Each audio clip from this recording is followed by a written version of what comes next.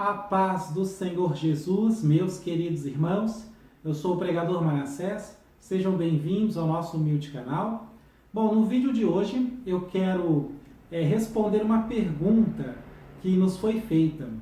E a pergunta é simples, como pregar a palavra de Deus com unção? Bom, vamos responder essa pergunta hoje com bastante detalhes, né? Tentar explicar aqui essa questão da unção que é vista hoje como poder, como virtude, como alguma coisa que sai e todo mundo sente, e também biblicamente, tá bom? Você gostando do vídeo, dá um like no nosso vídeo, se inscreve no canal e compartilha nas redes sociais, amém? Bom, como pregar a palavra de Deus com unção? Eu creio que a primeira coisa que precisamos fazer aqui é contextualizar essa pergunta, colocar isso num contexto, porque senão eu poderia te dar várias respostas e acabar mesmo assim não respondendo nada, ok? Então, primeira coisa, como pregar a palavra de Deus?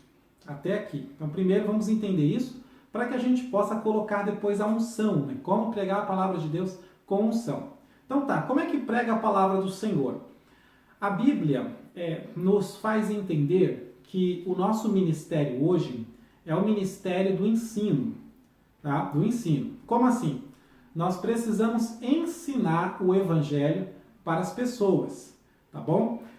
No tempo dos apóstolos, o apóstolo Paulo, por exemplo, ele tinha uma estratégia muito interessante. Ele pregava o Evangelho para judeus, principalmente para judeus, onde nas sinagogas. Ele ia na sinagoga, todo mundo ali, judeu, guarda o sábado, tenta cumprir a lei de Moisés, conforme dá, e ele ia lá, pregava o Evangelho, e aí esses judeus, quando entendiam o Evangelho, virava a chave, porque o judeu já tem o Antigo Testamento na cabeça. E Paulo usava o Antigo Testamento para pregar o Evangelho, que é a palavra de Deus.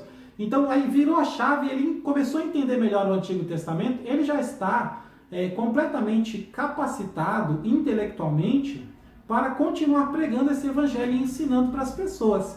Agora hoje, no nosso tempo, não é assim que funciona.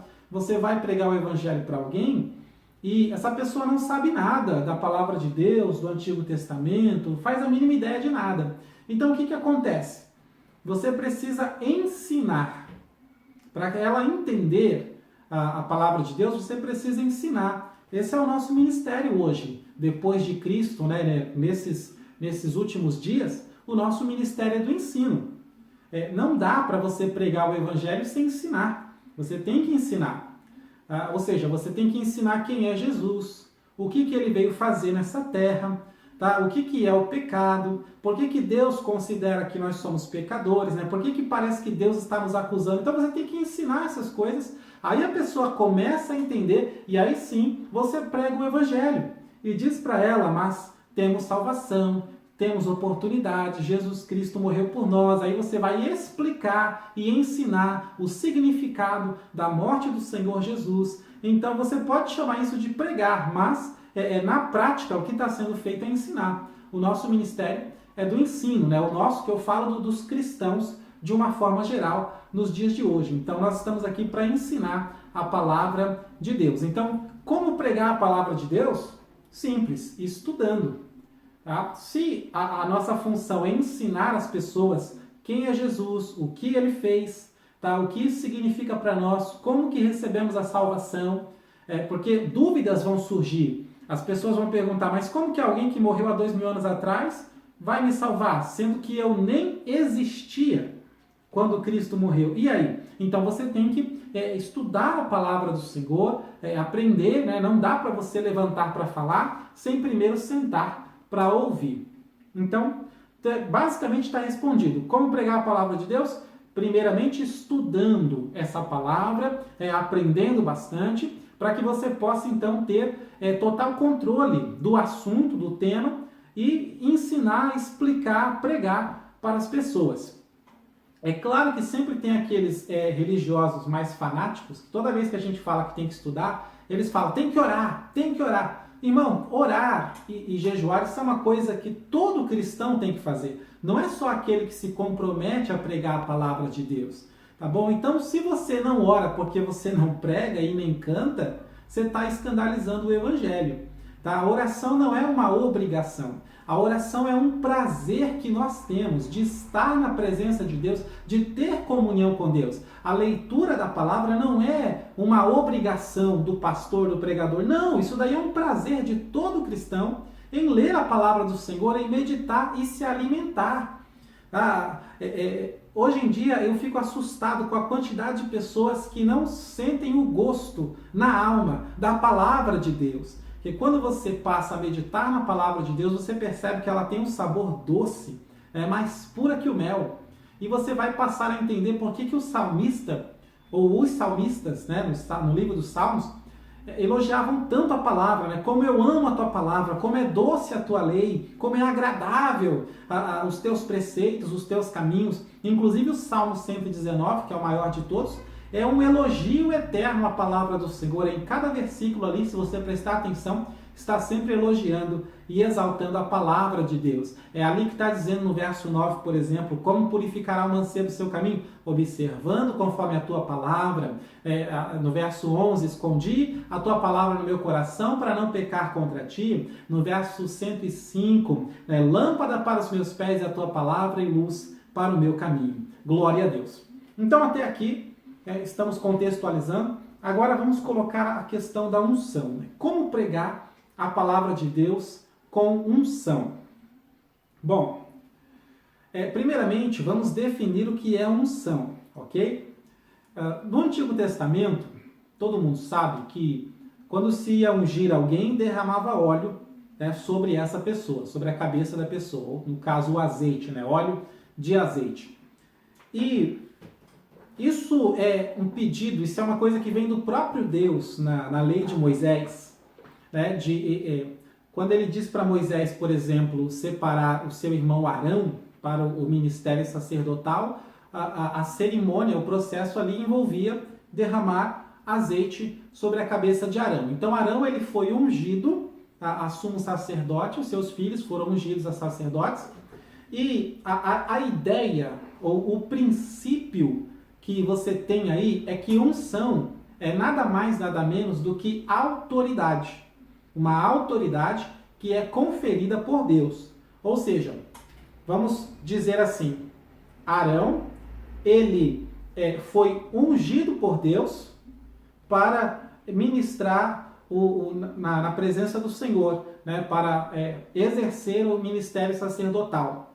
É a mesma coisa que dizer que Arão recebeu autoridade de Deus para exercer o ministério sacerdotal. Como assim autoridade? Pensa em autoridade como permissão ou liberdade que Deus dá para fazer uma coisa que você, sem Deus te dar, você não poderia fazer. Então, é qualquer um que pode oferecer um sacrifício pelo povo, pelas pessoas, na presença de Deus? É qualquer um que pode entrar no Santo dos Santos? Não, não é.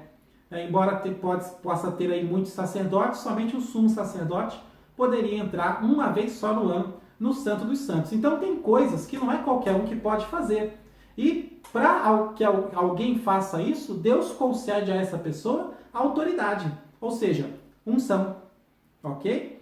Então o Arão foi ungido com óleo, o sacerdote era ungido com óleo no Antigo Testamento, isso representando que Deus está dando para ele essa autoridade. Olha, Arão, você é o sumo sacerdote agora, você tem unção, você tem autoridade, você tem liberdade, permissão de Deus para entrar no Santo dos Santos, para fazer várias coisas que só o sacerdote pode fazer. Ok? Então, entendeu unção no Antigo Testamento? Quando nós vamos para o Novo Testamento, o princípio permanece. No Novo Testamento muda uma coisa, não há necessidade mais de derramar óleo sobre a cabeça de ninguém. Por que não? Porque o óleo é símbolo do Espírito Santo de Deus. E no Novo Testamento, Jesus Cristo disse, eu vou para o Pai, mas enviarei outro Consolador, para que fique convosco para sempre, o Espírito da verdade, o Espírito Santo. Então o Espírito Santo, ele desce sobre nós, ele vem sobre as nossas vidas, e todo aquele que é crente em Jesus, que se arrependeu dos seus pecados, tem o Espírito Santo de Deus morando, habitando no seu coração. Tanto que, falando com a igreja, o apóstolo Paulo diz, 1 Coríntios 3,16, né? Vós, não sabeis vós que sois o templo, ou em outra tradução, a morada do Espírito Santo de Deus? Que o Espírito de Deus habita em vós?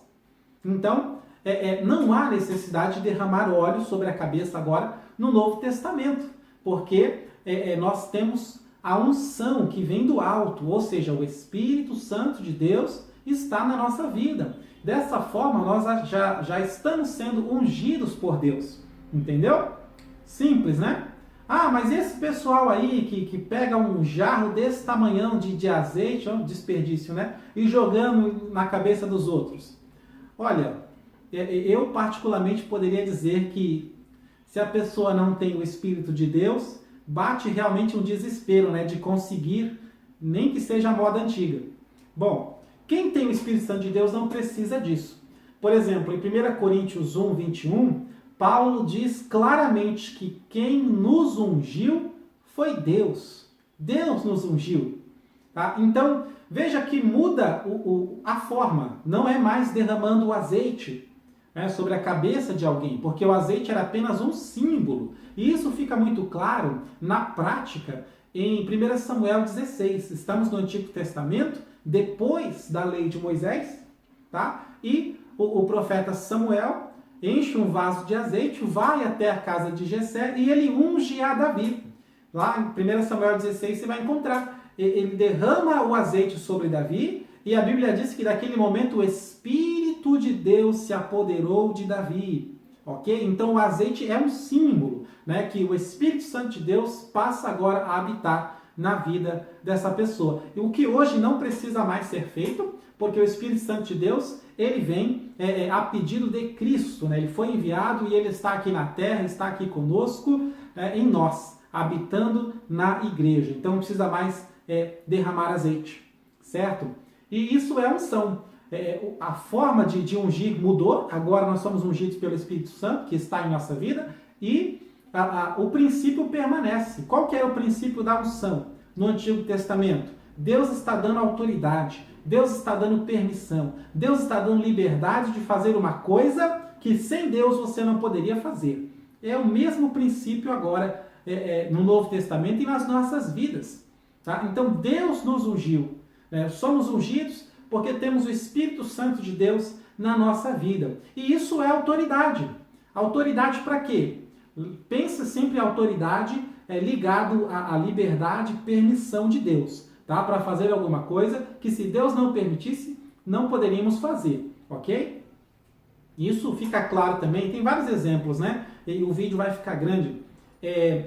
Por exemplo, o Saul não tinha unção para oferecer o sacrifício. Ele foi oferecer e Deus tirou o reino dele. Simples assim, tá?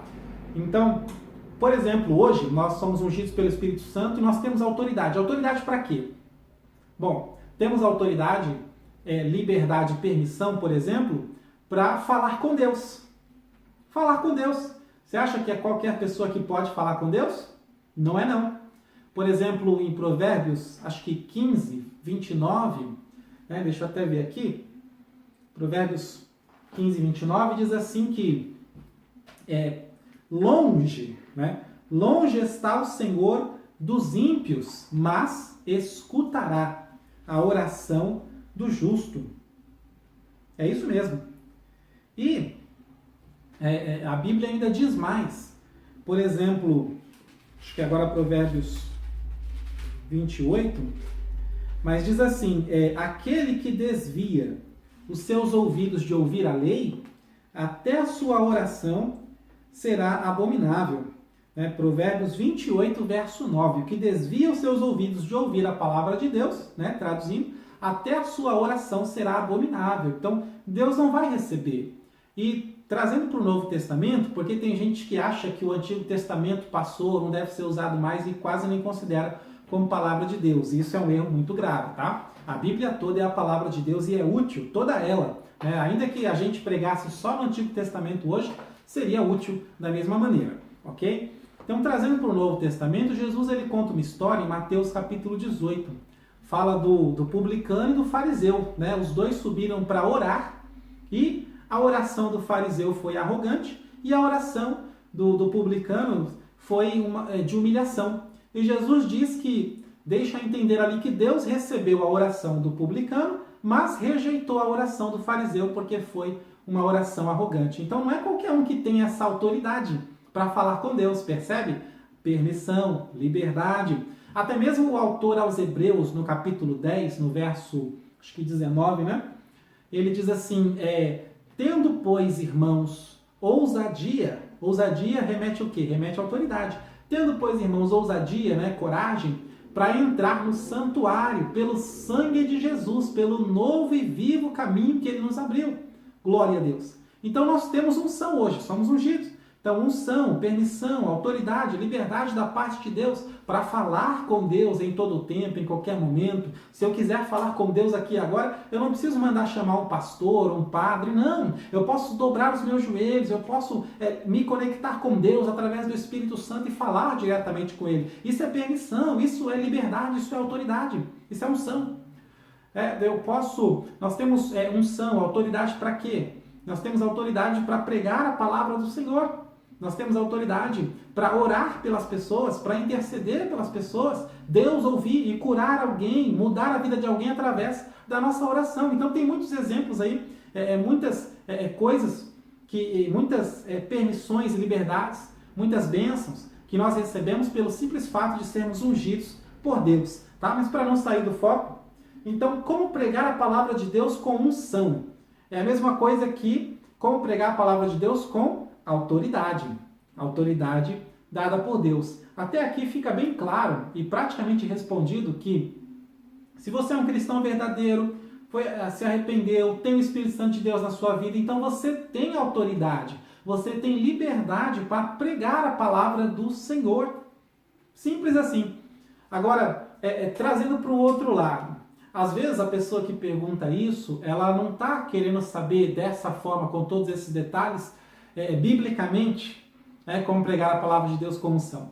Ela está querendo saber sobre manifestações do Espírito Santo, ou que pelo menos parece ser do Espírito Santo, ou então aquela questão da virtude. Por exemplo, se eu não me falha a memória, acho que Marcos capítulo 5, que fala também da mulher do fluxo de sangue, é isso?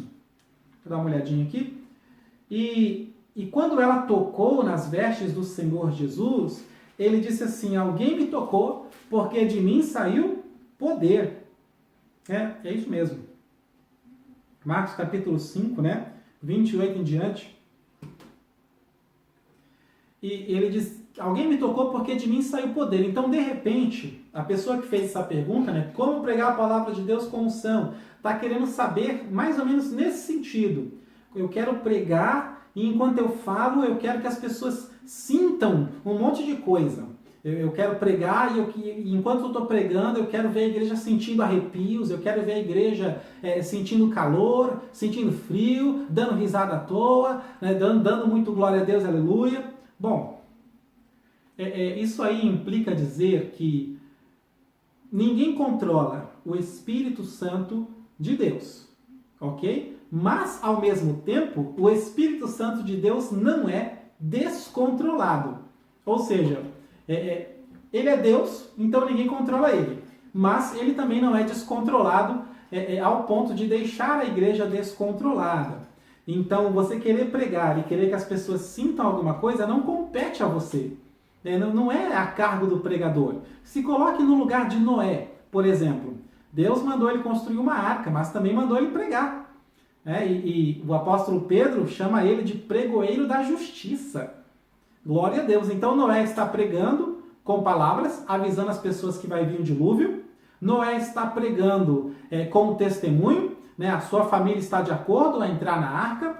Noé está pregando com as suas obras, com as suas ações, construindo a arca. Então, quanto maior a arca vai ficando, mais longe ela pode ser vista. Então, mais longe vai o testemunho de Noé. Então, quantas pessoas Noé não conseguiu alcançar com a sua pregação? Muitas, centenas e centenas de pessoas, até porque foram muitos anos construindo a arca, o que quer dizer muitos anos avisando as pessoas. Ora, se você vê alguém construindo um negócio enorme, se preparando para a chuva, Noé, por que você está fazendo isso daí se não chove há muitos anos?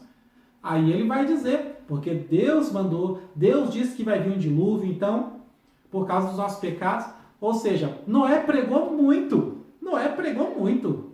Pregou como, eu acredito que Noé pregou como jamais eu e você vamos pregar nessa vida. Primeiro porque não vamos viver tanto quanto viveu Noé. Ok? E ele construindo aquele barcão. Então se coloca no lugar de Noé. O quanto ele não pregou, quantas pessoas ele não alcançou pregando a palavra, dando testemunho e construindo a arca. Agora, quantas pessoas se salvaram? Quantas pessoas sentiram a mensagem no coração? Ninguém além da família dele. Então não cabe a você, pregador, decidir quem vai sentir alguma coisa, quem vai... Não. É que hoje a gente tem esse pessoal que gosta de julgar, né? Eu não estou sentindo nada, então esse pregador não tem unção nenhuma. Porque eu não estou sentindo... Porque você acha que... Porque você acha que é o juiz da unção, né? É você que define o que é unção e o que não é. Então, se você não sentir um arrepio, não tem unção. Aí o irmão do seu lado pensa diferente. Se ele não sentir um calor, não tem unção. Aí o outro pensa diferente. Se ele não chorar, é porque não teve unção. Então percebe a bagunça que vai ficando nisso daí?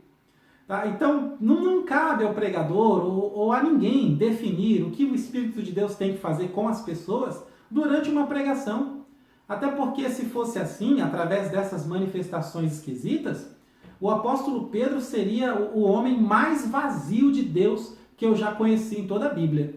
Porque quando ele pregou na descida de Pentecostes, ninguém pulou, ninguém rodou, ninguém girou no manto, ninguém, irmão, ninguém sentiu calor, ninguém sentiu frio, ninguém ficou dando risada à toa, ninguém sentiu arrepio na espinha, nada. As pessoas simplesmente compungiram-se o coração e perguntaram: o que a gente faz? E aí? Cadê a unção? Cadê o fogo? Cadê o poder? Cadê o manto? Cadê o mistério? Ele estava ou não estava cheio do Espírito Santo?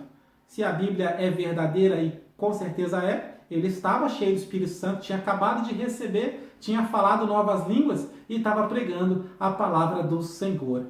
Glória a Deus. Eu espero não só ter respondido essa questão, mas também contribuído para abrir um pouco mais o entendimento dos nossos irmãos, daqueles que tinham dúvidas acerca disso, desse assunto, desse tema, tá bom? Não cabe a nós decidir o que vai acontecer quando pregamos, cabe a nós apenas pregar, né? Se preparar e espalhar a palavra de Deus. Glória a Deus. Então eu vou ficando por aqui, você querendo aprender mais sobre homilética, né? Como pregar a palavra de Deus, vem estudar com a gente no Clube de Pregadores, tá? Acessa lá clubedepregadores.com.br e saiba mais.